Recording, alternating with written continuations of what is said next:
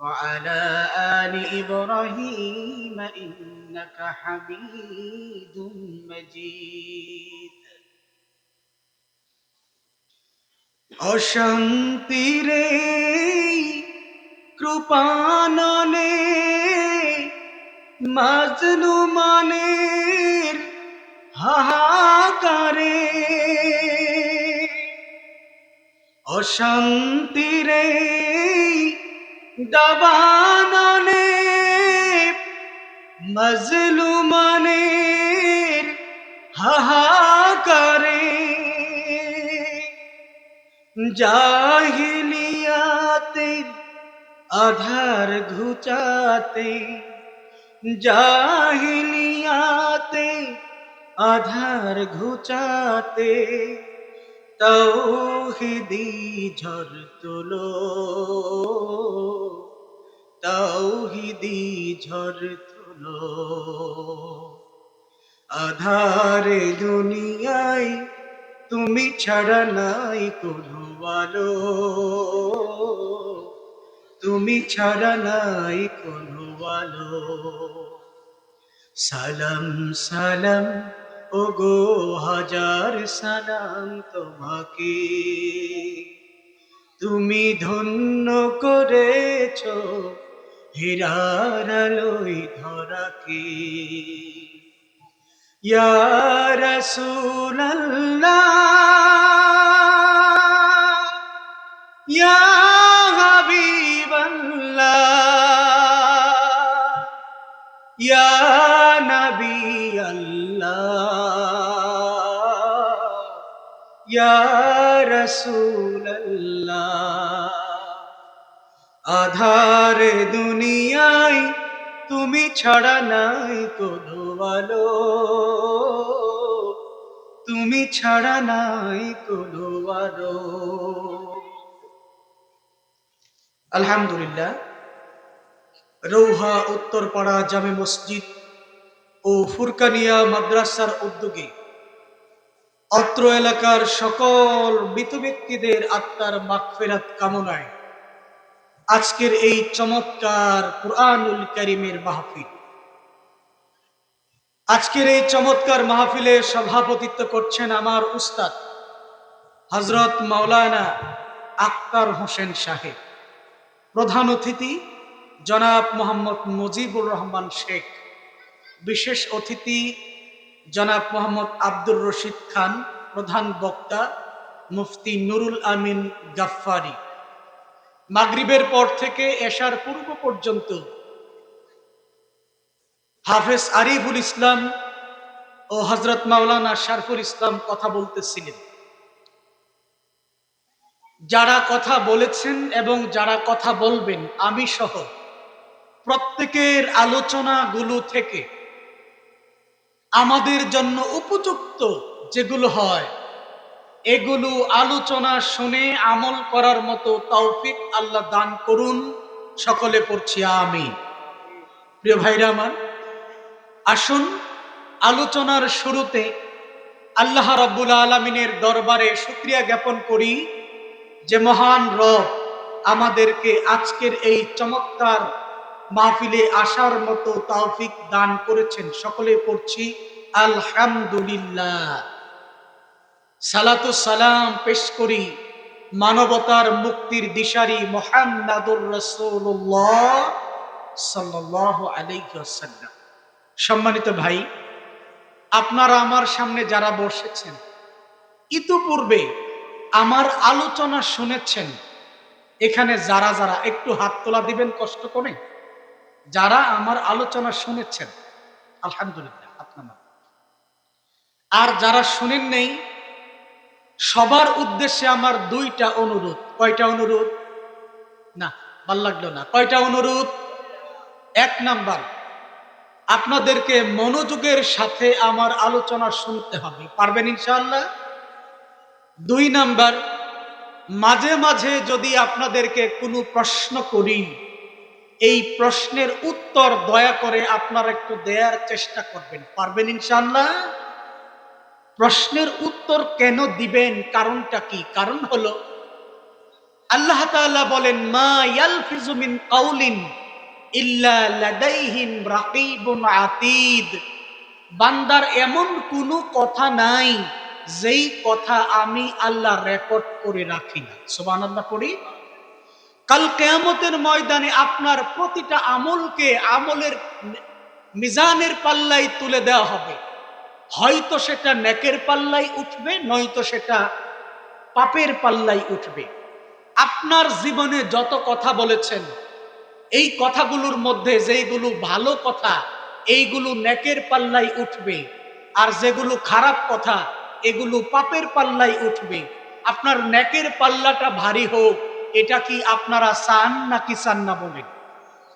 যদি চান তাহলে নেকের পাল্লায় কিছু ভালো কথা জমা হোক, এটা আপনারা চান না ইনশাআল্লাহ?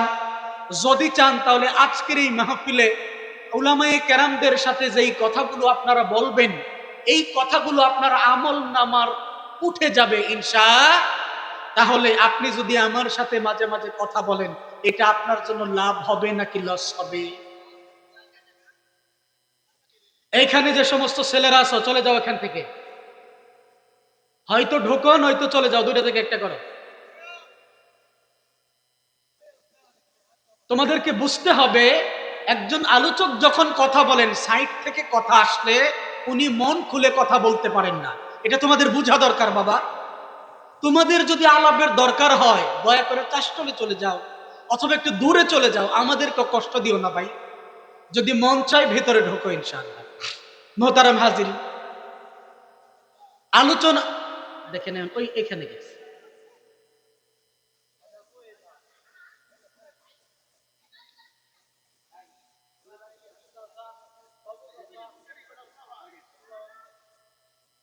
সম্মানিত ভাইরা আমার, আলোচনার শুরুতে আপনাদের সাথে আমার একটা মনের কষ্ট শেয়ার করি। আপনারা শুনবেন না গো? শুনতেন না মনে হয়। বলেন তো, আপনারা এখানে যারা মুরব্বীরা আছেন, তাদের তুলনায় আমি কি বৃদ্ধ নাকি ইয়ং? কোনটা? ইয়ং না? তাহলে একজন ইয়ং আলোচক হিসেবে আমার সামনে যদি যুবক ভাইরা থাকতো, তাহলে যুবকদেরকে নিয়ে দু চারটা কথা বলতে পারতাম না? কিন্তু দুর্ভাগ্যজনক হলেও সত্য, আমার সামনে বরাবরই আমি মুরব্বীদেরকে পাই। আপনার আবার কষ্ট নিয়েন না, তাইলে মনে হয় হুজুর আমগরে পছন্দ করে না। ব্যাপারটা মূলত এখানে নয়। দেখেন, মুরব্বীর আগে ইয়ং ছেলেটা মারা যেতে পারে, এরকম সম্ভাবনা আছে নাকি নাই? কিন্তু আমাদের যুব সমাজ মনে করে তারা বুঝি দমের ঘর বাঁধাইছে। বুঝেন নাই মনে হয়? তারা মনে হয় দমের ঘর বাঁধাইছে, তারা মনে হয় মরবে না। আপনি যদি তাদেরকে গিয়ে বলেন, কিরে ওয়াজ হচ্ছে, হুজুর আলোচনা করতেছে, তোরা বাইরে খারিয়া বন্ধু বান্ধব মিল্লা গপ্প রস, কারণ কি গপ্প করতে আইসস? আপনি যখনই কথা বলবেন তখন বলবে, ধরু আপনার যেমন আপনি জানছে, আমার হনো সামনে কত সময় পড়ে রয়েছে। আপনারা যারা বুড়ে আছেন, কয় বরের ভিতরে ঠ্যাং একটা গেছে গা, তারা মাহফিলে যান, আমগর যাওয়ার দরকার।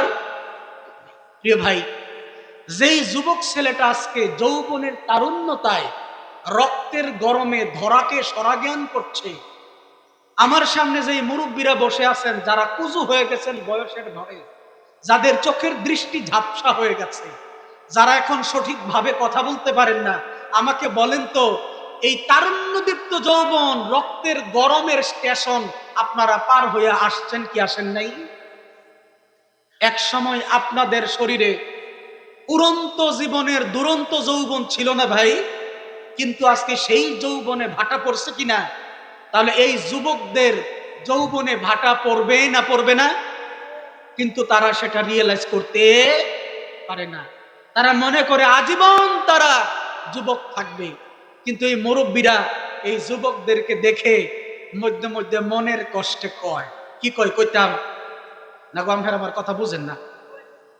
রঙ্গরসের দিন ছিল আমার একদিন, 12 ঘন্টা বেলায় আমার সন্ধ্যা হইল, পাখি উড়ে যাবার বুঝি সময় হলো, পাখি উড়ে যাবার বুঝি সময় হলো। ঠিক কিনা ভাই?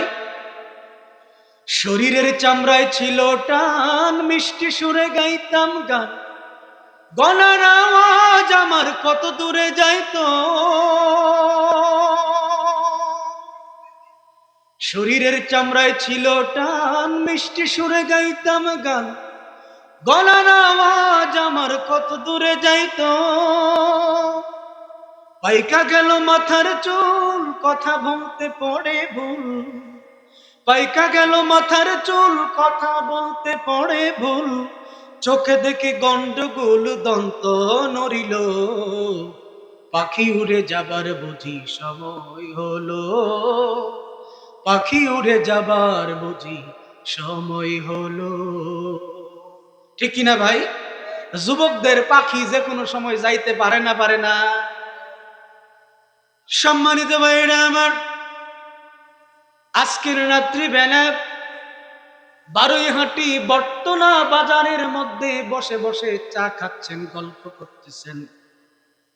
কালকে ফজরের নামাজের পরে বারুইহাটি বটতলা বাইতুস সালাম জামি মসজিদ, এই মসজিদ থেকে মাইকের অ্যানাউন্স করা হতে পারে একটি সুখ সংবাদ। রৌহা গ্রাম নিবাসী অমুকের ছেলে অমুক গতকাল রাত্র ৩টার সময় ঘুমন্ত অবস্থায় স্ট্রোক করে মারা গিয়েছে।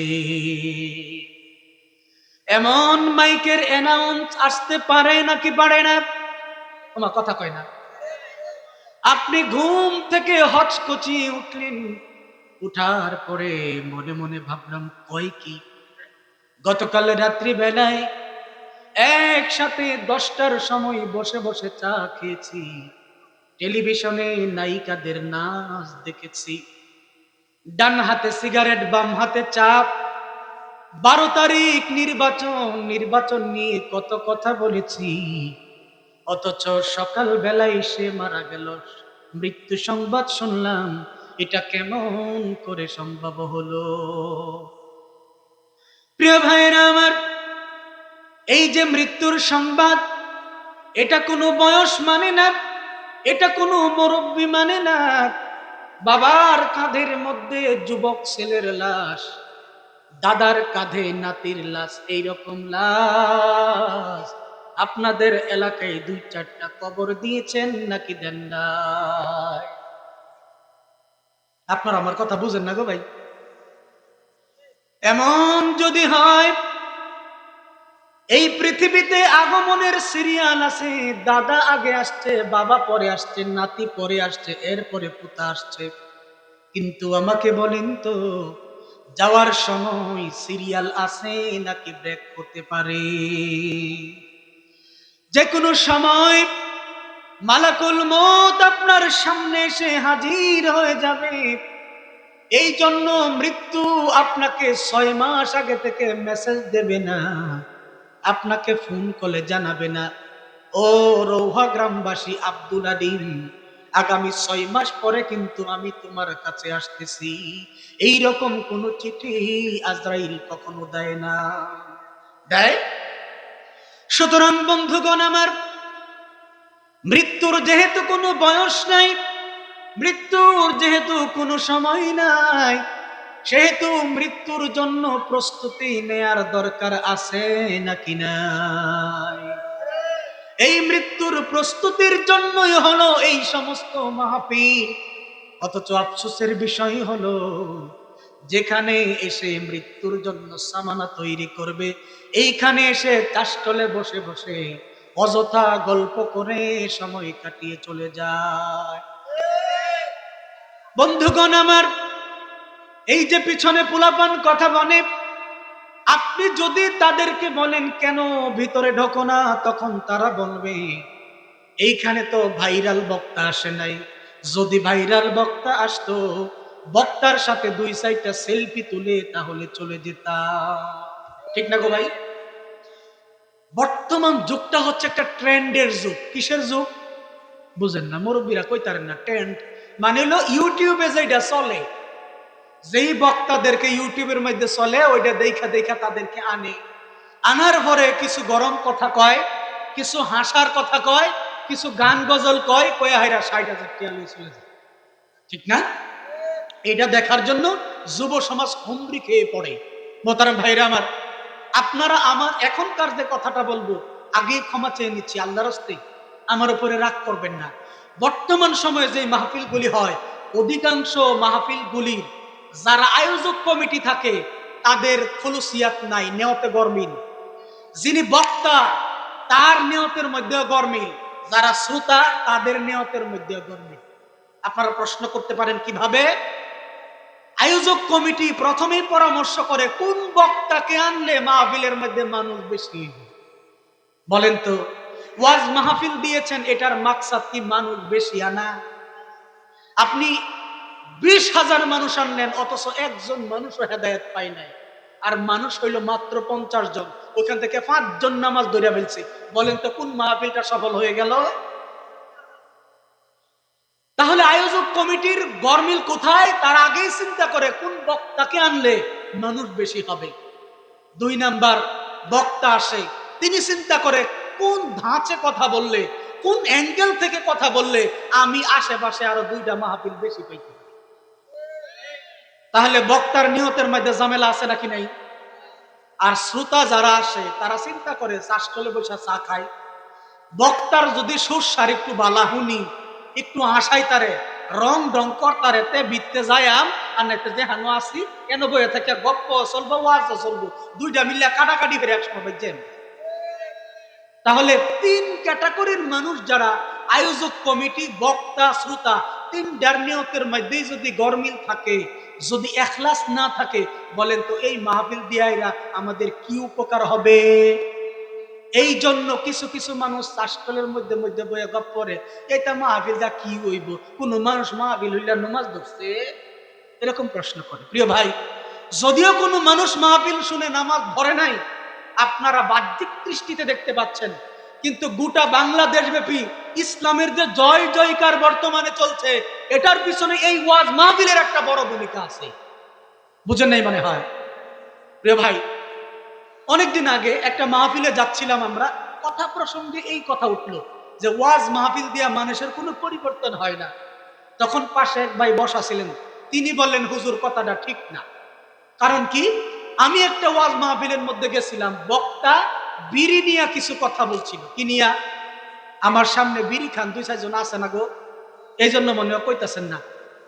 বক্তা বিড়ি নিয়ে কথা বলছিল। বিড়ি খাওয়া মানে হলো জাহান্নামের আগুন খাওয়া। বিড়ি খাওয়া মানে জাহান্নামের আগুন খাওয়া। জাহান্নামের খাবারের 3টা বৈশিষ্ট্য।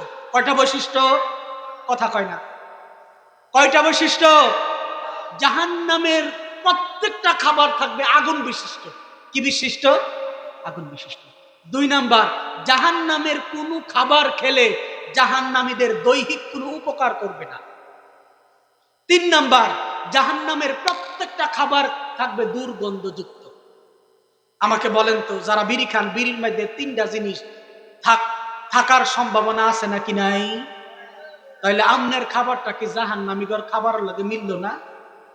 এখন আপনি ছাড়লে ছাড়বেন, না ছাড়লে আপনি খুব গা খাইতে থাকেন, এটা আপনার ব্যক্তিগত ব্যাপার। আমার টেদা খাইবেন। এইরকম ওয়াজ যখন করছে, ওই ভাই বলতেছে আমাকে, হুজুর বিশ্বাস করতেন না, পকেটের মধ্যে স্টার জলসা মানে স্টার সিগারেট ছিল, ওই স্টারের মাত্র একটা সিগারেট খাইছিলাম, আর কয়টা থাকে গো ভিতরে আমি জানি না, কয়টা জীবনে খাইছি না তো। বাকি যে কয়টা আছে, এই কয়টা সাথে সাথে আমি মুসুরা মাইরা সিরা ফেলাই দিছি। এই যে ছিড়ছি, আজও পর্যন্ত আর বিড়ি সিগারেট হাতে ধরে দেখি। সুবহানাল্লাহ বলবেন না? তাহলে ওয়াজ দিয়া আপনার আমার উপকার না হোক, কোনো না কোনো আল্লাহর বান্দার ঠিকই উপকার। এখন আমরা যদি আজকে ওয়াজগুলি বন্ধ করে দেই, ওই সমস্ত বুদ্ধিজীবীদের কথায় এই ওয়াজের জায়গার মধ্যে অবশ্যই বাউল গান দখল করে নেবে। বুঝে নেই মনে হয়? এই জন্য উপকার হোক আর না হোক, আমাদের এই সিলসিলাটা চালু রাখতে। মোহতারাম হাজরিন, আজকের এই মাহফিলের উদ্দেশ্য হচ্ছে অত্র এলাকার যত মৃত ব্যক্তি আছে তাদের আত্মার মাগফিরাত কামনা করা, ঠিক কিনা? আসুন আমরা তাদের জন্য দোয়া করছি, আল্লাহ রাব্বুল আলামিন যেন তাদের জীবনের সকল গুনাহগুলো মাফ করে দেন, পড়িয়া আমিন। তাদের কবরটাকে আল্লাহ রাব্বুল আলামিন জান্নাতের টুকরা বানায় দেন, পড়িয়া আমিন। পাশাপাশি আমাদের সামনে একটা মসজিদ উদীয়মান হচ্ছে। এই মসজিদটা যেন আল্লাহ তাআলা অল্প সময়ের ভিতরে পূর্ণাঙ্গ রূপে প্রতিষ্ঠিত করে দেন, সেই তৌফিক আল্লাহ দান করুক। সকলে পড়ি আমিন। সম্মানিত ভাই, আমি আপনাদের সম্মুখে আমার খুতবায় তার আগে প্রশ্ন করি, আমার কথা কি বুঝতেছেন? অল্প কিছুক্ষণ কি চালানো যাবে, নাকি আমার থইয়া যাইবেন গা কোনটা? ইনশাআল্লাহ। আমি আপনাদের সম্মুখে পবিত্র কোরআনুল কারীমের ৮ নাম্বার সূরা, সূরার নাম হচ্ছে সূরা আনফাল। নাম কি? সূরা আনফালের ২ নাম্বার আয়াত তিলাওয়াত করেছি এবং মুসনাদে আহমদ নামক হাদিসের কিতাব থেকে একটি হাদিস আপনাদের সামনে পাঠ করেছি। এই দুইটাকে সামনে নিয়ে একটা বিষয়কে কেন্দ্র করে অল্প সময় কথা বলবো ইনশাআল্লাহ। প্রিয় ভাই, আমার সামনে আপনারা যারা আছেন, জান্নাতে যেতে চান কারা কারা হাত তুলা দেন। সকলে বলেন আমিন। হাত নামান। জান্নাতে যেতে হলে আপনার ২টা জিনিস লাগবে। কয়টা জিনিস? না গো, ভাল লাগলো না। কয়টা জিনিস?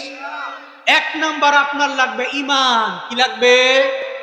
ঈমানের পরে লাগবে নেক আমল। কি লাগবে? নেক আমল। যদি আপনার আমল নামায় না থাকে, ঈমান দিয়েও আপনি জান্নাতে যেতে পারবেন ইনশাআল্লাহ। তবে যেই পরিমাণ গুনাহ করছেন ওই পরিমাণ আযাব জাহান্নামে খাইটা তারপরে আপনাকে জান্নাতে যেতে হবে। তবে একটা হাদিসে পাওয়া যায় উহুদ যুদ্ধের দিন। কোন দিন? না, আমরা মনোযোগ পাই না। কোন যুদ্ধের দিন? এক সাহাবী আল্লাহর রাসূলের কাছে এসে মাত্র ইসলাম কবুল করছে, অল্প কিছুক্ষণ হয়েছে। বলেন, ইয়া রাসূলুল্লাহ, আমি যদি জিহাদের ময়দানে চলে যাই আর জিহাদ করি তাহলে কি পাবো? আল্লাহর রাসূল বললেন, তুমি যদি জিহাদের ময়দানে চলে যাও আর যদি শহীদ হয়ে যাও তাহলে আল্লাহ তোমাকে জান্নাত দিয়ে দিবেন। মাত্র ঈমান আনয়ন করেছে। এই কথা শোনার পরে এই যুবকটার হাতে কিছু খেজুর ছিল, খেজুর খাচ্ছিল। সে মনে মনে ভাবলো, এই খেজুরগুলো যদি আমি সবগুলো খাই তাহলে আমার অনেকটা সময় চলে যাবে। এই সময়টুকু আমার পক্ষে ধৈর্য ধারণ করা সম্ভব নয়। সাথে সাথে তিনি খেজুরটাকে ইটা মেরে ফেলে দিলেন, হাতের মধ্যে তরবারি নিলেন, দৌড়ে তিনি উহুদের ময়দানে চলে গেলেন। অল্প কিছুক্ষণ বীর বিক্রমের সাথে যুদ্ধ করে করে আল্লাহর জমিনে আল্লাহর দ্বীনকে প্রতিষ্ঠা করতে গিয়ে কাফেরের হাতে শহীদ হয়ে গেলেন। এটা দেখার পরে আল্লাহর রাসূল সাল্লাল্লাহু আলাইহি ওয়াসাল্লাম বললেন, এই লোকটা আমল করেছে অল্প কিন্তু প্রতিদান পেয়েছে অনেক বড়। নামাজ, রোজা, হজ, যাকাত, তাসবিহ, তাহলিল কিচ্ছু করার সুযোগ পায় নাই, আল্লাহর রাস্তায় জিহাদ করে শহীদ হয়ে গেছে। সুতরাং আপনি আমল ছাড়াও জান্নাতে যাইতে পারবেন, কিন্তু আপনার ঈমান কিন্তু লাগবে। কি লাগবে গো ভাই? ওযু ভঙ্গের কারণ কয়টা? কয়টা? ৭টা। নামাজ ভঙ্গের কারণ কয়টা? ১৯টা। রোজা ভঙ্গের কারণ কয়টা? ১৪টা। এইরকম ভাবে যদি বলতে যাই সব কিছু ভঙ্গের কারণ আছে। আপনাদের কাছে প্রশ্ন, ঈমান ভঙ্গের কারণ আছে নাকি নাই? ঈমান ভঙ্গেরও কারণ আছে। ঈমান ভঙ্গের কারণ হইল 10টা। কয়টা? তার মধ্যে প্রথম নম্বর কারণ হচ্ছে আল্লাহর সাথে শিরিক করা। কি করা? এইভাবে 10টা সিরিয়াল আছে। আমার আলোচ্য বিষয় ঈমান ভঙ্গের কারণ না। বলতে চাচ্ছি, আপনি যে ঈমান আনয়ন করেছেন, 10টা কারণের কোনো একটা কারণ যদি ঘটে যায় আর আপনার ঈমানটা যদি ভেঙে যায়, আপনি অনেক চমৎকার করে ওযু করেছেন, নামাজে দাঁড়িয়েছেন, কিছুক্ষণ পরে পেছনের রাস্তা দিয়ে বায়ু চলে আসছে, যত সুন্দর করেই ওযু করেন, বলেন তো এই ওযু দিয়া কি নামাজ হবে? কারণ আপনার ওযু ভঙ্গের কারণ ইতিমধ্যেই হয়ে গেছে। এই জন্য আপনার ওযু শেষ, বিদায় নামাজ হবে না। আপনার জানা অথবা অজানায় যদি ঈমান ভাঙ্গার 10টি কারণের কোনো একটা কারণ ঘটে যায় তাহলে আপনার মহামূল্যবান ঈমান ভেঙে যাবে। আপনি মনে করতেছেন জান্নাতে যাবেন, কিন্তু পরকালে গিয়া দেখবেন আপনার ঈমানটাই নাই। কথা কি বুঝতে পারতেছেন? প্রিয় ভাইরা আমার, এই ঈমান নিয়ে কথা বলবো। এই ঈমান, যেই ঈমান আমাদেরকে জান্নাতে নিয়ে যাবে, এই ঈমানের অবস্থা হলো তিনটা। কয়টা? ঈমানের অবস্থা হলো তিনটা। প্রথম নম্বর অবস্থার নাম হলো সর্বোচ্চ অবস্থা, এটাকে বলা হয় জীবিত ঈমান। কি ঈমান? জীবিত ঈমান।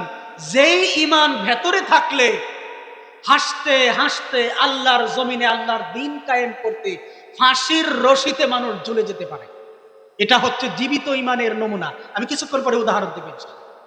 দুই নাম্বার হচ্ছে মৃত ঈমান। কি ঈমান?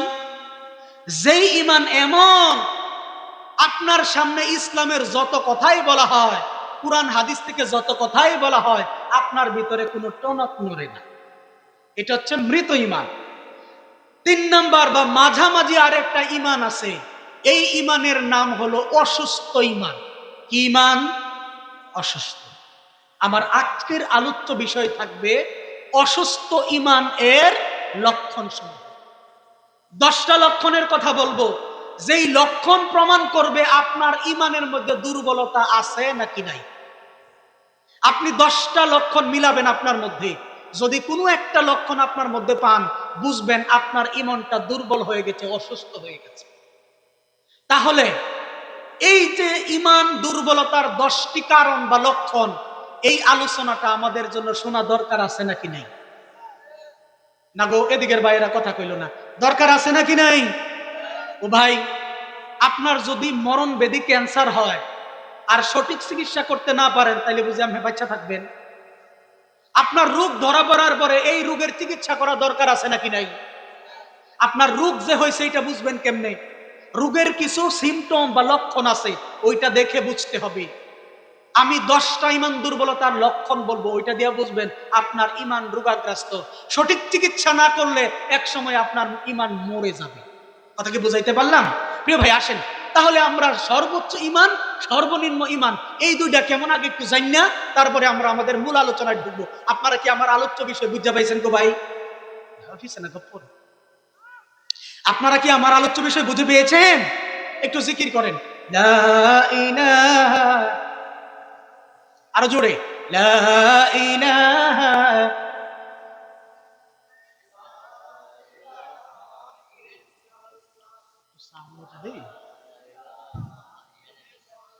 নেই কোনো মালিক আল্লাহ ছাড়া, নেই কোনো মাবুদ আল্লাহ ছাড়া, জোরে লা ইলাহা,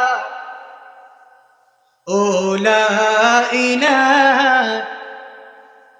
লা ইলাহা ইল্লাল্লাহু মুহাম্মাদুর রাসূলুল্লাহ সাল্লাল্লাহু।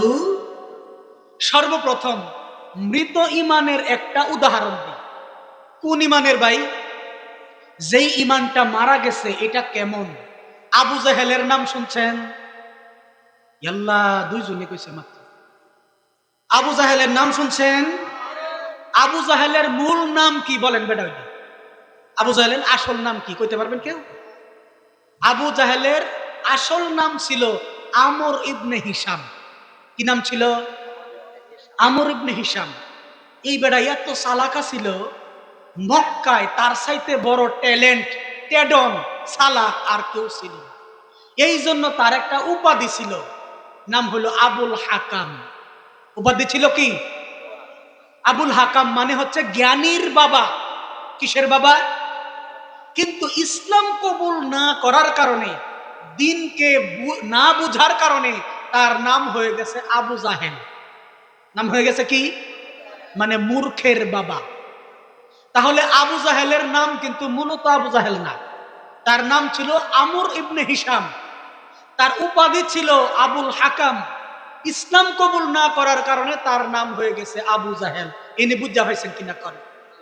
আবু জাহেল আল্লাহর রাসূলের কাছ থেকে যেই পরিমাণ মুজেজা নিজের চোখকে দেখছে, আর কেউ এত বেশি মুজেজা দেখতে পারে না।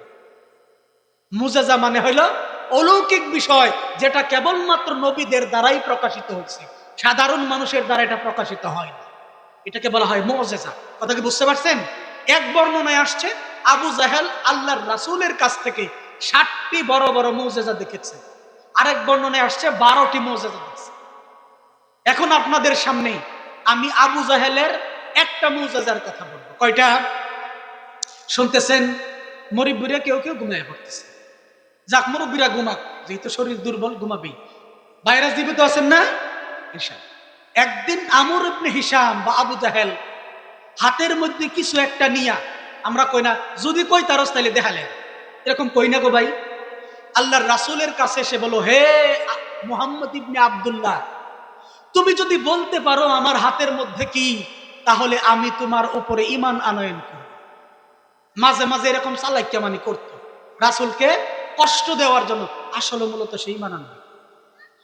আল্লাহর রাসূল বললেন, হে আমার চাচা, আপনার হাতের মধ্যে কি আছে এটা আমি নিজে মুখে বলবো, নাকি আপনার হাতের মধ্যে যা আছে সে নিজে বলবে? সুবহানাল্লাহ বলবেন না?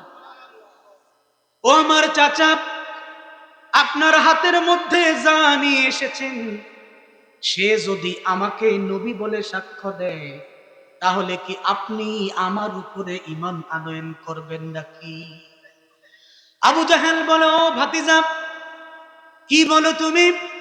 আমার হাতের মধ্যে যা আছে তা যদি তোমাকে নবী বলে স্বীকার করে, তাহলে তো আমি অবশ্যই তোমার উপরে ঈমান আনবো। আল্লাহর রাসূল বলেন, আল্লাহ তাআলার আল্লাহ রাব্বুল আলামিনের অনুমতি ক্রমে হাতের মধ্যে যা আছে তা সাক্ষ্য দিয়ে দাও, আমি আল্লাহ রাব্বুল আলামিনের প্রেরিত রাসূল। সাথে সাথে হাতের মধ্যে ছিল 3টা পাথর। কয়টা পাথর? 3টা পাথর একসাথে ঘোষণা করলো, আশহাদু আল্লা ইলাহা ইল্লাল্লাহু ওয়া আশহাদু আন্না মুহাম্মাদান আবদুহু ওয়া রাসূলুহু। এই কথা শোনার পরে হাত থেকে 3টা পাথর একেবারে ছুঁড়ে ফেলে দিয়ে আবু জাহেল রাসূলকে লক্ষ্য করে বলে, ও মুহাম্মদ, এতদিন তো দেখেছি তুমি মানুষের উপরে জাদু করেছো, আজকে দেখি পাথরের উপরেও জাদু করতে পারো। তার মানে তুমি, আজকে থেকে বুঝলাম তুমি সব চাইতে বড় জাদুকর হয়ে গেছো। কি বলবেন? নাউজুবিল্লাহ করবেন। আল্লাহর রাসূল বুঝলেন এত চমৎকার মুজিজা দেখার পরে যেই ব্যক্তি ঈমান আনয়ন করে নাই, আমাকে বলেন তো তার ভেতরে ঈমান আছে নাকি মারা গেছে? এই জন্যই সে ঈমান আনয়ন করতে পারে। আল্লাহ রাসূল বলেছেন, এই পৃথিবীর জমিনে আল্লাহ যতগুলো মানুষ জন্ম দেন, প্রত্যেকটা আদম সন্তান ইসলামের উপরেই জন্মগ্রহণ করে। কিসের উপরে? একটা সুপ্ত ঈমান তার ভিতরে নিয়ে তারপরে দুনিয়ার জমিনে আসে। কিন্তু তার পিতামাতা অথবা তার পরিবেশ তাকে হয়তো ইহুদি বানায়, নয়তো নাসারা বানায়, নয়তো হিন্দু বানায়, নয়তো মূর্তি পূজক বানায়। তার পিতামাতা এবং তার পরিবেশ তাকে এরকম করে গড়ে তোলে। অথচ প্রত্যেকটা আদম সন্তানের ভেতরে ঈমান নামক সুপ্ত জিনিস ভিতরে লুকায়িত থাকে। এই জন্য মাঝে মাঝে দেখবেন বিভিন্ন ঘটনার পরিপ্রেক্ষিতে অনেক অমুসলিমরা ইসলাম কবুল করে নেয়। সুবহানাল্লাহ বিহামদি। এর কারণ হলো তাদের ভেতরে ঈমানটা ঘুমন্ত অবস্থায় আছে, কখন যে জাগ্রত হয়ে যায় এটা আমরা কেউ জানি। প্রিয় ভাইরা আমার, বলছিলাম ঈমানের স্তর হলো 3টা। প্রথম নম্বর স্তরকে বলা হয় জীবিত ঈমান, যে ঈমানের কারণে হাসতে হাসতে ফাঁসির মঞ্চে মানুষ যেতে পারে। সুবহানাল্লাহ বলেন। 2 নাম্বার হলো মৃত ঈমান, যেই ঈমান ভেতরে এমন ভাবে নষ্ট হয়ে গেছে তার সামনে আল্লাহ রাব্বুল আলামিনের হাজার হাজার জিনিস রয়েছে, নিদর্শন রয়েছে, তারপরেও তার ভেতরে ঈমান জাগ্রত হয় না। আমাদের ঈমানটা একটু একটু মিলান তো। আমরা কেমন জানি কুরবানির পশুর মতো হয়ে গেছে। আপনারা বলতে পারেন, হুজুর আমরা অত নিচে নামে এলাইলেন। আচ্ছা, আপনারা আমাকে একটু উত্তর দেন, এই বটতলা ঈদগাহ মাঠের মধ্যে কি কুরবানির পশু জবাই করেন আপনারা একসাথে? আচ্ছা, হুজুর একদিক থেকে জবাই করে আসতেছে, আরেক দিকে দেখবেন এক গরু আরেক গরুর উপরে লাফ দিয়া উঠে, অথবা একটা আরেকটারে গুতা মারে, অথবা সমানে ঘাস খাইতেছে। এরকম দৃশ্য গরুর মধ্যে দেখছেন নাকি দেখেন নাই? কিছুক্ষণ পরে যে তাকেও শুইতে হবে, এটা কি গরুর ভিতরে আছে গো ভাই? যদি থাকতো তাইলে ভাইজলামিটা করতে পারতো? আমাদের সমাজের মধ্যে 2 দিন পরে পরে উনি উমুক মারা গেছে, তুমুক মারা গেছে, তুমুক মারা গেছে। আমারও যে মালাকুল মউত আসতে পারে, এইটা যদি আমার মাথার মধ্যে থাকতো, তাইলে কবর খুদ্দাইরা উর্বি উঠটা লেঙ্গি মাইরা বিড়ি খেতাম মিলে। আপনারা দেখেন নাই লেঙ্গি মাইরা কবর খুঁড়ে ওই কবর থেকে উঠতে আবার বিড়ি খায়। এই কবরের ভিতরে সে যে বিকালে শুইতে পারে, এই চিন্তা তার মাথার মধ্যে। কুরবানির পশু যেরকম কিছুক্ষণ পরে শুইতে পারে, এই চিন্তা নাই। আমাদের মানুষগুলোর ভেতরেও কবরে যাইতে পারি, এই চিন্তা। তাহলে আমগর ভিতরে ইমান কদ্দুর আছে একটু চিন্তা করে দেখে। এবার আসেন আমরা প্রথম নাম্বার ইমান নিয়ে কথা বলি। একটা ঘটনা বলি, আপনারা কি খুব বিরক্ত হচ্ছেন? সম্মানিত ভাইরা আমার, হযরত উমরের নাম শুনেছেন? আল্লাহ, উমরের নাম শুনেন নাই? বলেন তো কে? আমি তো উমর। আমি উমর না? আমার নাম উমর ফারুক না? আমিও তো উমর। হযরত উমর রাদিয়াল্লাহু তাআলা আনহু, আবু বকর রাদিয়াল্লাহু তাআলা আনহু এর পরে মুসলিম খলিফা হয়েছে, ইসলামের দ্বিতীয় খলিফা, ঠিক না ভাই? হযরত উমর রাদিয়াল্লাহু তাআলা আনহু এর শাসনামলে, তিনি তখন মদিনার মুসলিম জাহানের খলিফা। 19 হিজরি সনের ঘটনা। আল্লাহর রাসূল ইন্তেকাল করলেন 11 হিজরিতে, 8 বছর পরের ঘটনা। উমর রাদিয়াল্লাহু তাআলা আনহু তখন মোটামুটি অর্ধ পৃথিবীর শাসক। ওই সময় পরাশক্তি ছিল রোম। কে ছিল? রোম পরাশক্তি ছিল। রোম এবং পারস্য দুইটা ছিল তৎকালীন পরাশক্তি।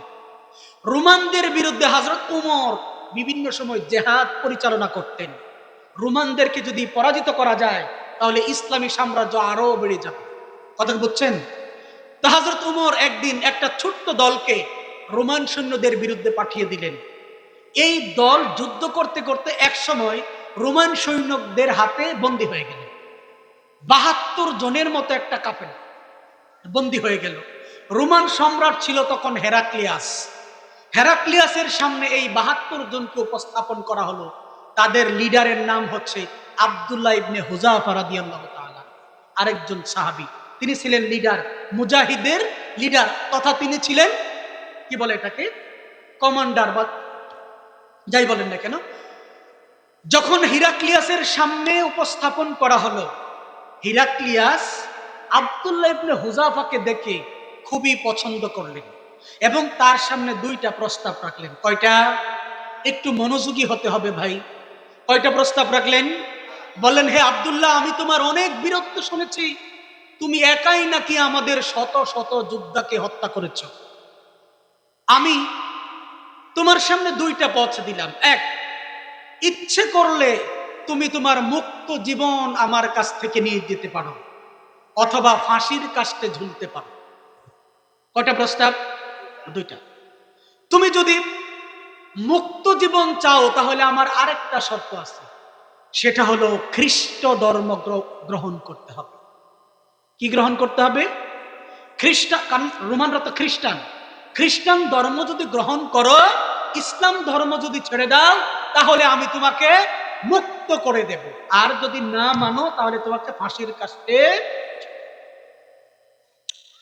জীবন্ত ঈমান কাকে বলে? জীবিত ঈমান কাকে বলে? সর্বোচ্চ ঈমানের নজরানা কাকে বলে? আব্দুল্লাহ ইবনে হুযাফা বললেন, হে হিরাক্লিয়াস, আপনি আমার কাছে 2টি প্রস্তাব দিয়েছেন। 1 নাম্বার প্রস্তাব হলো, আমি যদি খ্রিস্ট ধর্ম কবুল করি, তাহলে আপনি আমাকে ছেড়ে দেবেন। আর যদি আপনার কথা না মানি, তাহলে আপনি আমাকে ফাঁসির কাস্টে ঝুলিয়ে দেবেন। আল্লাহর কসম করে বলি, ইমানদার কখনো মৃত্যুকে ভয় পায় না। 1 বার নয়, 2 বার নয়, আপনি যদি আমাকে 1000 বার ফাঁসিতে ঝুলিয়ে দেন, তাহলে ঈমান থেকে 1 চুল পরিমাণ আমি নড়ব না। সুবহানাল্লাহ বলবেন না? হিরাক্লিয়াস বললেন, আব্দুল্লাহ ইবনে হুযাফা, তোমার জন্য আরো কিছু অফার করছি। তুমি যদি খ্রিস্ট ধর্ম কবুল করে নাও, ইসলাম ধর্ম ছেড়ে দাও, তাহলে আমার রাজত্বের অর্ধেকটা তোমাকে দিয়ে দেব। শুধুমাত্র অর্ধেকটা দিয়ে দিব এমনটা নয়, বরং আমার সুন্দরী রাজকুমারী মেয়েটাকে তোমার সাথে বিয়ে দিয়ে দেব। আব্দুল্লাহ ইবনে হুযাফা দাট্ট কণ্ঠে বললেন, ও সম্রাট হিরাক্লিয়াস, আপনি যদি আপনার রাজত্বের অর্ধেক নয় বরং তামাম দুনিয়াটা যদি আমার এক হাতে দিয়ে দেন, আরেক হাতে আপনার মেয়েটাকে দিয়ে দেন, তারপরেও আমি আমার ঈমান থেকে এক চুল পরিমাণও সরব না। আল্লাহ সুবহানাল্লাহ, এত আস্তে। আচ্ছা, আপনার আগেই কইছেন আমনে গর কথা নেকের পাল্লার মধ্যে উডো কামনেরা চান, কইছেন না? তাহলে সুবহানাল্লাহ, আলহামদুলিল্লাহ এগুলি উড়ার দরকার আছে নাকি নাই?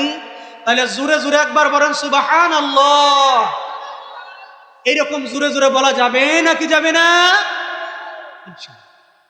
আব্দুল্লাহ ইবনে হুযাফা এই কথা শোনার পরে হিরাক্লিয়াস মনে মনে চিন্তা করলেন, সোজা আঙ্গুলে ঘি উঠবে না, এবার আঙ্গুলটাকে বাঁকাতে হবে। ও আব্দুল্লাহ ইবনে হুযাফা, তুমি বুঝতে পারতেছো না, তোমাকে এত অফার দিলাম, দুনিয়ার শান শৌকত দিলাম, তুমি নিচ্ছ না, কিন্তু এটার বিপরীত জীবন তুমি যদি বেছে নাও তাহলে তোমার জন্য কত ভয়ঙ্কর মৃত্যু অপেক্ষা করতেছে তুমি সেটা নিজে জানো না।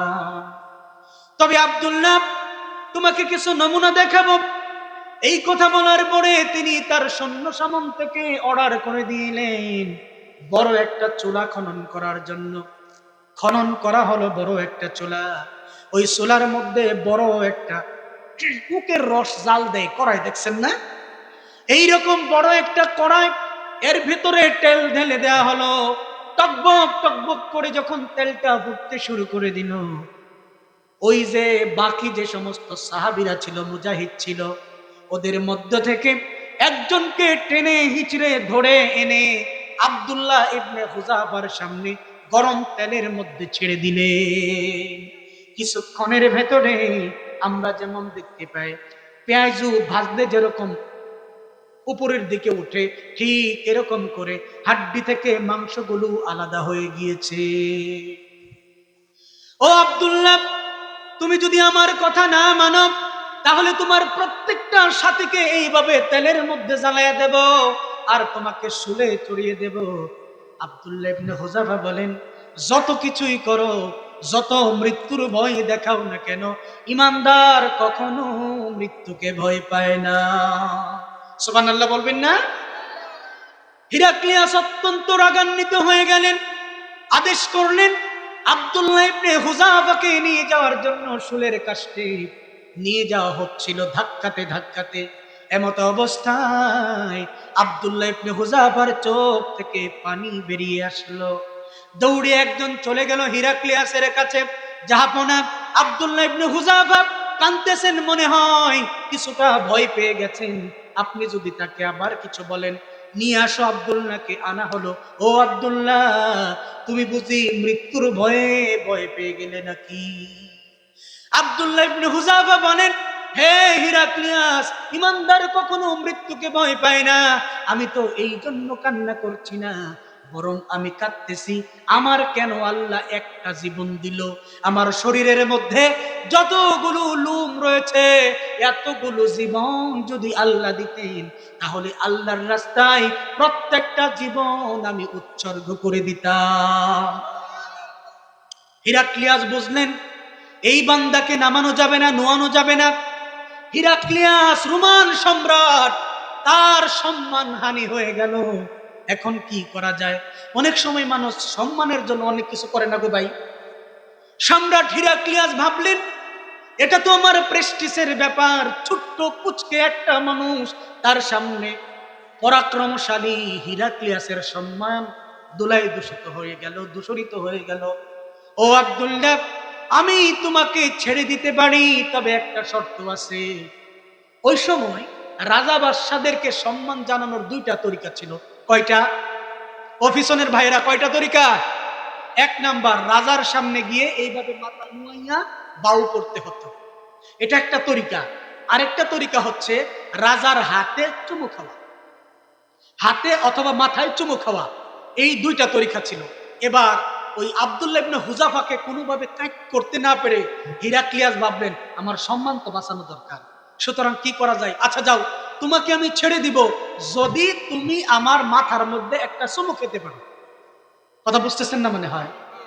একজন ইমানদারের কাছে মহাপরাক্রমশালী সম্রাট হিরাক্লিয়াস কতটা নিচু হয়ে গেছে, সর্বশেষ তাকে চুমু খাওয়ার জন্য পর্যন্ত অফার করতেছে। আব্দুল্লাহ ইবনে হুযাফা বললেন, হ্যাঁ সম্রাট, আমি আপনার মাথার মধ্যে চুমু খেতে পারি, তবে একটা শর্ত আছে, শর্তটা হলো আপনি আমার সঙ্গীদেরকে বিনা শর্তে ছেড়ে দিতে হবে। দেখেন, ইমানদার কখনো নিজের কথা চিন্তা করে না, বরং সবার কথা চিন্তা। আব্দুল্লাহ ইবনে হুযাফা হিরাক্লিয়াসের কপালের মধ্যে চুমু খেয়ে ফেললেন, চুমু খাওয়ার পরে সবাইকে ছেড়ে দিলেন। আব্দুল্লাহ ইবনে হুযাফা উমরের কাছে চলে গেলেন মদিনায়। সমস্ত ঘটনা শোনার পরে হযরত উমর বললেন, ও আব্দুল্লাহ, তুমি যেই সম্মান আজকে বয়ে নিয়ে এসেছো, তামাম পৃথিবীর সকল মুসলমানের উচিত হলো তোমার কপালের মধ্যে চুমা খাওয়া। যাও, আমি উমর তোমার কপালের মধ্যে চুমু খেয়ে সবার আগে চুমু দেওয়া শুরু করে দিলাম। সুবহানাল্লাহ। প্রিয় ভাই, এই যে ইমান, যে ইমানের কারণে ফাঁসির কাছে পর্যন্ত ঝুলতে ইমানদার দ্বিধা করে না, এটাকে বলা হয় সর্বোচ্চ পর্যায়ের। এই ব্যাপারে আমি যে আয়াতটা পড়ছিলাম, আল্লাহ তাআলা বলেন, ইন্নামাল মুমিনুনা ইযা যুকিরাল্লাহু ওয়াজিলাত কুলুবুহুম ওয়া ইযা তুলিয়াত আলাইহিম আয়াতুহু যাদাতহুম ঈমানা ওয়া আলা রাব্বিহিম ইয়াতাওয়াক্কালুন। সকলে পড়ি আল্লাহু আকবার। আল্লাহ বলতেছেন, ইন্নামাল মুমিনুনা, নিশ্চয় প্রকৃত ঈমানদার হচ্ছে তারা, ইযা যুকিরাল্লাহু ওয়াজিলাত কুলুবুহুম, যখন তাদের সামনে আল্লাহর নাম স্মরণ করা হয়, সাথে সাথে আল্লাহর ভয়ে তাদের অন্তরটা থরথর করে কাঁপতে থাকে। শুধুমাত্র তাই নয়, ওয়াইদা তুলিয়াত আলাইহিম আয়াতুহু যাদাতহুম ঈমানা, যখন তাদের সামনে পবিত্র কুরআনুল কারীম তিলাওয়াত করা হয়, তখন তাদের ঈমান আগে যতটা ছিল তার চাইতে অনেক বেশি বেড়ে যায়।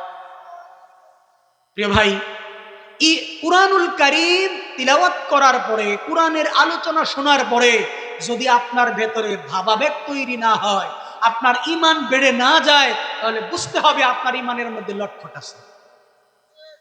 কথা বুঝেন নাই? এবার হাদিস পড়ি। আল্লাহর রাসূল বলেছেন, জাদ্দিদু ঈমানাকুম, হে আমার সাহাবীরা, তোমরা তোমাদের ঈমানটাকে নবায়ন করো। কি করো? না গো ভাই, সবাই কইলেন না। তোমরা তোমাদের ঈমানটাকে নবায়ন করো। কি করো? সাহাবীরা প্রশ্ন করলেন, কিলা ইয়া রাসূলুল্লাহ কাইফা নুজাদ্দিদু ঈমানানা, হে আল্লাহর রাসূল, আমাদের ঈমানটাকে নবায়ন কেমনে করব? ক্বালা আকসিরু বিকাউলি লা ইলাহা ইল্লাল্লাহ, তোমরা অধিক পরিমাণে লা ইলাহা ইল্লাল্লাহ পড়ো, তাহলে তোমাদের ঈমানটা নতুন হয়ে যাবে। আরেকটা হাদিসে রাসূল বলেন, তোমরা একটা নতুন কাপড় পরিধান করতে করতে কিছুদিন পরে ওই কাপড়টা যেমন ময়লা হয়ে যায়, ধুলায় দূষিত হয়ে যায়, তোমাদের গুনাহের কারণে তোমাদের ঈমানটাও এইরকম ময়লা হয়ে যায়। আমার কথা বুঝতেছেন? আল্লাহর রাসূল বলেন, এই যে তোমাদের ঈমানটা দুর্বল হয়ে গেল, ময়লা হয়ে গেল, পুরনো হয়ে গেল, এখান থেকে বাঁচার জন্য তোমরা আল্লাহর কাছে প্রার্থনা করো, দোয়া করো, আল্লাহ যেন তোমাদের ঈমানটাকে তরতাজা বানিয়ে দেয়। প্রিয় ভাই, এবার আমি আমার মূল আলোচনায় ঢুকে যাচ্ছি। আপনারা মনে হয় খুব বিরক্ত হইতেছেন না গো ভাই? আপনারা আমার কথা শুনতেছেন? আমার কথা বুঝতেছেন? প্রিয় ভাই, আমার আলোচ্য বিষয় জানে কি ছিল একটু বলেন তো? আল্লাহ কইতে পারেন না? ঈমান দুর্বলতার 10টি লক্ষণ। ঈমান দুর্বলতার, রে ভাই, আপনি একদিন বাজারে গেলেন, গিয়া একজন ডাক্তারের কইলেন, ইদানিং শরীরটা খুব দুর্বল দুর্বল লাগে, ঘন ঘন পেশাবে ধরে, আর কিছুক্ষণ পরে পরে মুখটা খালি শুকায়া যায়, মাঝে মাঝে মাথাটা চক্কর মারে। বলেন তো এত কিছু করার পরে ডাক্তার আপনার একটা রোগের দিকে মোটামুটি আইডিয়া করতে পারে না কি পারে না? আপনারা যে কয়জন আছেন মোটামুটি নিজেরা কয়ে ফেলতে পারবেন কি হয়েছে বলেন তো? কি হওয়ার সম্ভাবনা? এই দেখা কয়ে দিচ্ছে ডায়াবেটিস হওয়ার সম্ভাবনা। আমরা কিভাবে বুঝলাম? এই যে লক্ষণের ভিত্তিতে বুঝলাম। তারপরে তাকে দেয়া হবে ডায়াগনোসিস করার জন্য। যদি সত্যিকার অর্থেই ডায়াবেটিস ধরা পড়ে তাহলে তার ওই অনুপাতে চিকিৎসা। প্রিয় ভাই, তাহলে আজকে এই মুহূর্তে আমি আপনাদের সম্মুখে পবিত্র কোরআন এবং হাদিস থেকে 10টা লক্ষণ বলবো, যেই লক্ষণগুলো মিলানোর পরে আপনারা বুঝবেন আপনাদের ঈমান দুর্বল নাকি সবল। প্রথম নম্বর, পাপ কাজ ভালো লাগা। কি কাজ ভালো লাগা? সবাই বলতে পারলেন না কি কাজ ভালো লাগা? প্রিয় ভাইরা আমার, আল্লাহর রাসূল বললেন কুল্লু উম্মতি মুআফান ইল্লা মুজাহিরিন। আল্লাহর রাসূল বলেছেন প্রত্যেকটা বান্দাকে আল্লাহ ক্ষমা করে দিবেন, তবে যেই ব্যক্তি তার গুনার কথাকে মানুষের সামনে উপস্থাপন করে তাকে আল্লাহ ক্ষমা করবেন না। পরের অংশে এসেছে রাসূল বলেন রাতের অন্ধকারে মানুষের চোখের আড়ালে লোকটা কোনো একটা গুনাহ করেছিল, ফজর পর্যন্ত আল্লাহ রাব্বুল আলামিন তার গুনাহটাকে ধামাচাপা দিয়ে রেখেছিলেন, গোপন রেখেছিলেন। কিন্তু পরের দিন সকাল বেলায় বটতলা কাস্টলের মধ্যে গিয়া বন্ধুর সাথে চা খাই আর গপ্প করে গতকাল রাত্রি বেলায় 12টার সময় গার্লফ্রেন্ডের সাথে দেখা করতে গেছিলাম।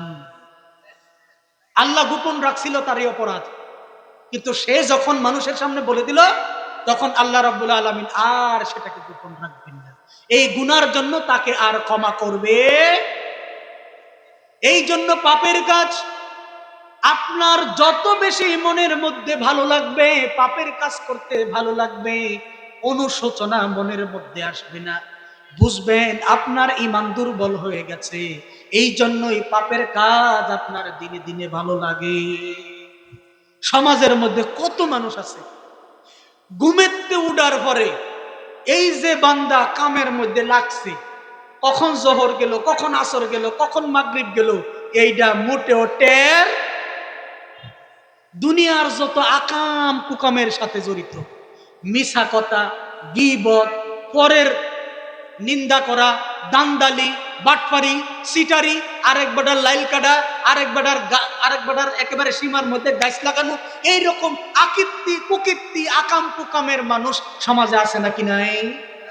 এই কাজগুলো যে হারাম এটা কি সে জানে না? জানার পরেও করে। কারণ কি? কারণ হচ্ছে তার ঈমানের দুর্বলতা। ঈমান দুর্বল হয়ে যাওয়ার কারণে তার এই সমস্ত কাজ ভালো লাগতেছে। আমি বুঝাইতে পারতেছি না আপনাদেরকে। এই ছেলেরা কথা বলতেছে কেন গো ভাই? তোমরা কথা বলতেছো কেন? কথা বলো না প্লিজ, একটু শোনো। 2 নম্বর ঈমানের দুর্বলতার লক্ষণ হলো অন্তরের মধ্যে কাঠিন্যতা অনুভব করা। তার মানে হলো যেখানে কোরআন হাদিস থেকে কথা হয়, ইমাম সাহেব আলেম সাহেব জাহান্নামের আযাবের কথা বলেন, কবরের আযাবের কথা বলেন, পাপের কথা বলেন, আল্লাহ রাব্বুল আলামিন রাগান্বিত হবেন, গুসা হবেন, গুনার জন্য এই শাস্তি বলেন, এইগুলো শোনার পরেও তার ভেতরে কোনো অনুশোচনা নাই। এরকম মানুষ আছে নাকি নাই? আমি নিজে দেখছি হুজুর দোয়া করে, আল্লাহ কবরের আযাব সহ্য করতে পারবো না, দাউ দাউ করে আগুন সহ্য করতে পারবো না, 99টা সাপের কামড় সহ্য করতে পারবো না। এই কথা শুনে অনেক বান্দার চোখ বেয়ে বেয়ে পানি পড়ে, হাউমাউ করে কান্নাকাটি করে। আবার পাশেই দেখলাম একজন আরেকজনের দিকে তাকায়া মুস্কি মুস্কি হাসে। এমন দেখেন নেই? দেখেন মসজিদের মধ্যে অনেক সময় এরকম পোলাপান পাওয়া যায়, হুজুর দোয়া করে তারা মুস্কি মুস্কি হাসে, ঠাট্টা বিদ্রুপ করে। তাহলে বলেন তো এই যে কবর আযাবের কথা বলা হচ্ছে, জাহান্নামের কথা বলা হচ্ছে, এইটা কি তার ভিতরে কোনো আসর পড়তেছে? তার মানে তার অন্তরটা কঠিন পাথরের মতো হয়ে গেছে, এই ব্যাপারে আল্লাহ রাব্বুল আলামিন বলেন, তুম্মা কাসাত কুলুবুকুম মিন বাদি যালিকা ফাহিয়া কাল হিজারা, তাদের অন্তরটা যেন পাথরের মতো শক্ত হয়ে গিয়েছে। আমাদের সমাজে পাথরের মতো শক্ত হৃদয়ের মানুষ আছে নাকি নাই? তাহলে আমরা ইমানের দুর্বলতার লক্ষণগুলো বলতেছিলাম। 1 নাম্বার লক্ষণ হচ্ছে পাপ কাজ ভালো লাগা। কি কাজ ভালো লাগা? 2 নাম্বার অন্তরে কাঠিন্যতা অনুভব করা, আল্লাহর ভয়, কবরের আযাব, জাহান্নামের কথা এইগুলো শুনে মনের মধ্যে কোনো অনুভূতি জাগ্রত। 3 নাম্বার ইবাদতের মধ্যে গাফিলতি করা। কি করা গো ভাই? আল্লাহ রাব্বুল আলামিন বলেন, ওয়া ইযা ক্বামু ইলাস সালাহ ক্বামু কুসালা, এরা যখন নামাজের মধ্যে দাঁড়ায় তখন শৈথিল্যতার সাথে নামাজে দাঁড়ায়। দেখবেন নামাজের মধ্যে খাড়াইছে, এইবার ছাইরা দিছে, কই যে গেছে আর আপনি খুঁজেই পাইবেন না। এরপরে নামাজের মধ্যে খাড়াইছে, এই কোণার মধ্যে দেখে টিকটিকি দৌড়ে, সেই কোণার মধ্যে দেখে ফ্যানটা সঠিকভাবে ঘুরে না, এমনি চায়া দেখে লাইট কিবা জ্বলে, কিছুক্ষণ পরে পরে পাঞ্জাবির মধ্যে দৌড়া একটু লাড়া দেয়, এরপরে এরকম করে এরকম করে। ইমাম সাহেব লম্বা সূরা যদি ধরে এরকম করে কিনা? এরকম হয় না? এই নামাজিগুলো হচ্ছে ইবাদতের মধ্যে গাফলতি নামাজি। আমাকে বলেন তো, নামাজ কার জন্য পড়বো? আপনি যতক্ষণ পর্যন্ত নামাজে দাঁড়িয়ে রয়েছেন ততক্ষণ পর্যন্ত আল্লাহর রহমতে, আল্লাহর সকিনা নামক রহমত আপনার উপরে নাজিল হচ্ছে। আর আপনি ইমামের পিছনে দাঁড়ায় এই যে উসখুস করতেছেন, ভালো লাগতেছে না, তার মানে আপনি এটাই বোঝাতে চাচ্ছেন আল্লাহর সকিনা নামক রহমত আপনার দরকার। এটা বোঝাচ্ছেন না আপনি? তার মানে কি ইবাদতের মধ্যে গাফিলতি করা যাবে? সকল কাজ করতে হবে কার জন্য? আশ্চর্যের বিষয় হলো আমরা মৌলবীরা পর্যন্ত মানুষের দেহানির জন্য ইবাদত করি, বুঝেন না? যেমন একটা উদাহরণ দিই, মাঝে মাঝে আমি উদাহরণটা দিই, শুনে থাকতে পারেন। ধরেন ছোট্ট একটা মসজিদ, প্রতিদিন মুসল্লি 3 জন 4 জন, মাগরিবের নামাজ পড়ে বেটা ইন্না তৈনা কুল বল্লা ইন্না তৈনা সূরা বড় নাকি শুধু? একদিন পাশের বাড়িতে মেহমান আসছে, মাগরিবের নামাজ পড়তে, মেহমানরা গেছে তার পিছনে নামাজ পড়তে, চিন্তা হরা ইন্না তৈনা কুল বল্লা দিয়ে প্রতিদিন কই, আজকে যদি এটা কই ইজ্জত থাহে। প্রথম রাকাতের মধ্যে ধরল সূরা ইয়াসিন, দ্বিতীয় রাকাতের মধ্যে ধরল আর রহমান, বুঝাইতে চাই খালি ইন্না তৈনা কুল বল্লা না, ইয়াসিন আর আর রহমান আমার বান্ডারে আছে। বুঝেন নাই মনে হয়? তার মানে এই যে লম্বা সূরা ধরলো আল্লাহর জন্য না মানুষকে দেখানোর জন্য? এই জন্য এগুলিকে বলা হয় ছোট শিরিক। আল্লাহ রাসূল বলেন, অন্ধকার রাত্রে কালো কাপড় উপরে কালো পিঁপড়া যেরকম, ছোট শিরিকটা ঠিক একরকম। হুজুর মনে হয় চলে আসতেছে না? আচ্ছা, তাহলে আমি টেলিভিশনের সংবাদের শিরোনামের মতো বাকি কথাগুলো বলে ফেলি। আরিফ ভাই, হুজুর কি চলে আসতেছে? আচ্ছা ঠিক আছে, আমি আর ভাবছি চলে আসতেছে। তাহলে ভাই আমরা কি জানি বলতেছিলাম গো? ইয়াল্লাহ, আমার লগে কেউ নাই। ইমান দুর্বলতার লক্ষণ কি বলছিলাম? 1 নাম্বার পাপ কাজ ভালো লাগা, মিলাতে হবে কিন্তু। 2 নাম্বার অন্তরে কাঠিন্যতা অনুভব করা। 3 নাম্বার ইবাদতে গাফলতি করা।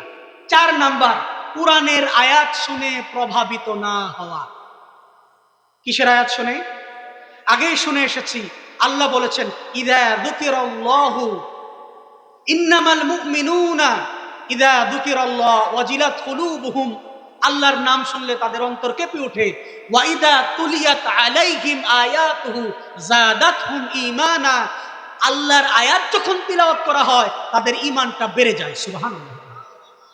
অথচ দুর্বল ঈমানের লক্ষণ হলো কোন ব্যক্তির সামনে কুরআনুল কারীম থেকে যখন তিলাওয়াত করা হয়, কোরআন থেকে যখন কথা বলা হয়, তখন তার ভেতরে কোনো ধরনের অনুশোচনার জাগ্রত হয় না, তার ভিতরে কোনো ধরনের পরিবর্তন হয় না।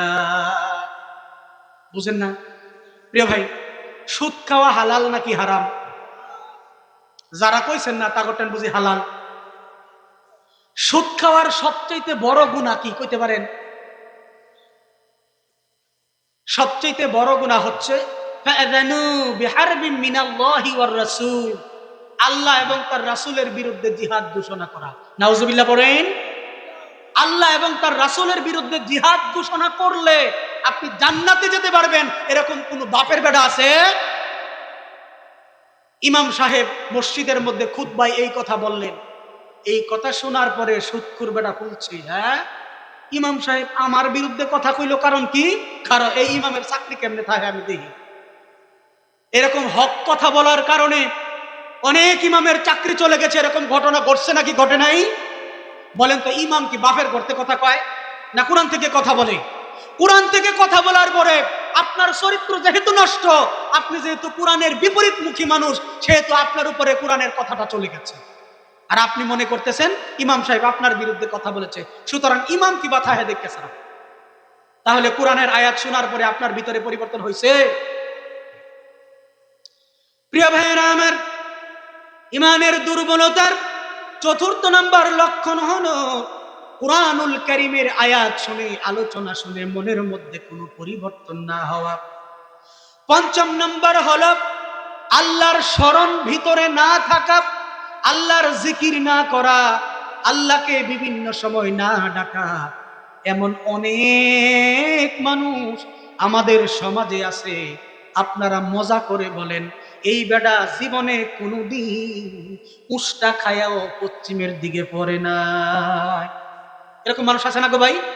পাঁচ ওয়াক্ত নামাজ তো দূরের কথা, জুম্মার নামাজও পড়ে না, সবে বরাত সবে কদরও পড়ে না, এমনকি 2 নামাজও পড়ে না।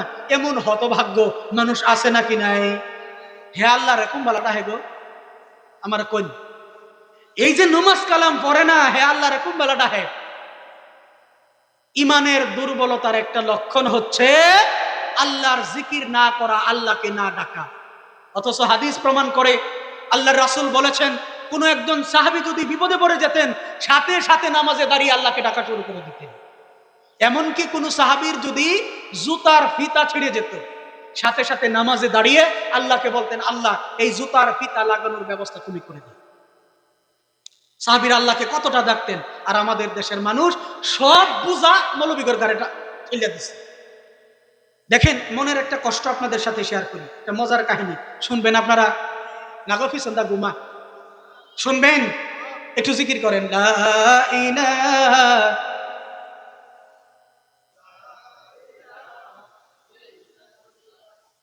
লা ইলাহা আল্লাহ, ও গো আল্লাহ ক্ষমা করে দাও, মাফ করে দাও। দরকার আছে নাকি?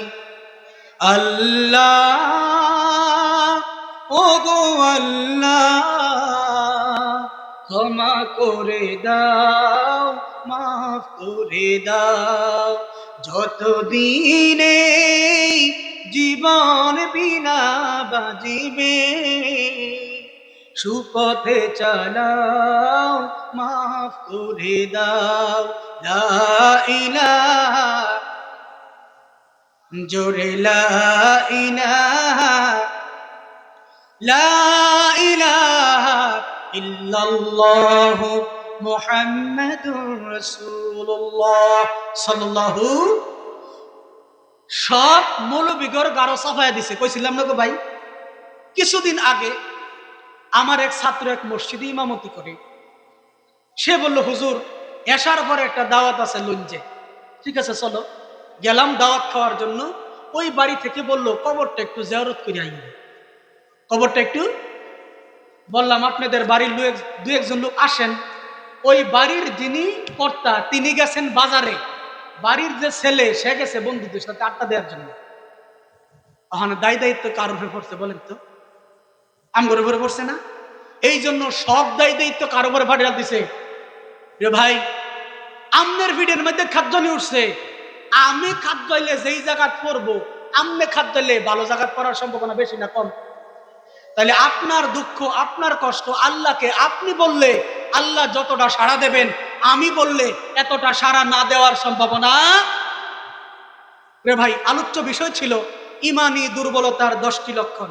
হযরত চলে এসেছেন, আমি যদি আর 2টা মিনিট সময় নেই রাগ করবেন? আমার তবিয়ত হচ্ছে পরবর্তী আলেম আসার পরে আমি আর কথা বলি না, এটা বলা উচিত নয়। তারপরেও আমি শুধু টেলিভিশনের সংবাদের শিরোনামের মতো আলোচনাগুলো বলে যাব, আপনারা মনে রাখতে পারবেন না ইনশাআল্লাহ। প্রিয় ভাই, বলছিলাম 5 নম্বর হচ্ছে আল্লাহকে কম স্মরণ করা। 6 নাম্বার গুনাহের কাজ দেখে মনের ভিতরে রাগ না উঠা, এটা হলো ইমানের দুর্বলতার লক্ষণ। 7 নাম্বার দানের ক্ষেত্রে কৃপণতা করা। কি করা গো?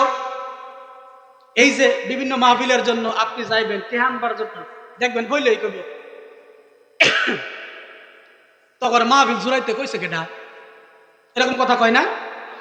100টা কথা হুনাইয়া শেষে কসলায় মশলায় 10টা টিয়া লুট দেয়। আমনের তখন মনেও যাবাটা তোর 10 টিয়া লগে লাগে, 10 টিয়া আমি দিয়া 20 টিয়া তোরে দিয়ে যাই। এরকম মানুষ আছে না অনেকেই, মানে দানটাকে তারা জরিমানা মনে করে। দানের ক্ষেত্রে কৃপণতা করা হচ্ছে ইমানি দুর্বলতার লক্ষণ। এটা হচ্ছে 7 নম্বর লক্ষণ। 8 নম্বর লক্ষণ হচ্ছে কথা কাজে গরমিল, মুখে যাহা বলে অন্তরে তাহা নাই, অন্তরে যাহা আছে মুখে তাহা। এরপরে হচ্ছে গুনাহের কাজকে তুচ্ছ ভাবা। কি করা? গুনাহের কাজকে তুচ্ছ ভাবা। 10 নম্বর হচ্ছে ছোট্ট ছোট্ট নেক আমলকে মূল্যায়ন না করা। এই মোট 10টি ইমানি দুর্বলতার লক্ষণ। ভাই, 2-1টা আমগর মধ্যে পাওয়ার সম্ভাবনা আছে নাকি নাই? আল্লাহ রাসূল বলেছেন, হে আমার সাহাবীরা, কাপড় যেরকম করে পুরাতন হয় তোমাদের ইমানটা ওই রকম করে পুরাতন হয়ে যায়। সুতরাং তোমরা আল্লাহর কাছে যাও, আল্লাহ যেন তোমাদের ইমানটাকে নবায়ন করে দেয়। সুতরাং ইমান যদি দুর্বল হয়ে যায়, ইমান নবায়ন করার জন্য কয়েকটা পথ এবং পদ্ধতি বলে দেব। কি না গো? আমার লগে নাই? 5টা। 1 নাম্বার কুরআনুল কারীম তিলাওয়াত করা। কি করা? কুরআনুল কারীম তিলাওয়াত করা। 2 নাম্বার নেক আমল বেশি বেশি করা। কি করা গো ভাই?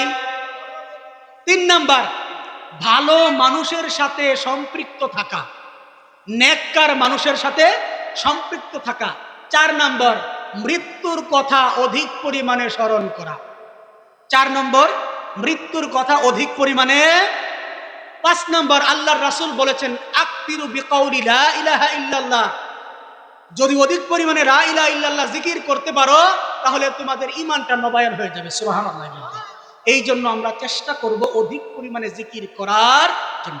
আল্লাহ তৌফিক দান করুক। এতক্ষণ পর্যন্ত যেই কথাগুলো বলেছি এইগুলোর উপরে আমি সহ আপনাদের সকলকে আমল করার তৌফিক আল্লাহ দান করুক। সকলে পড়ি আমিন। আসসালামু আলাইকুম ওয়া রাহমাতুল্লাহি ওয়া বারাকাতুহু।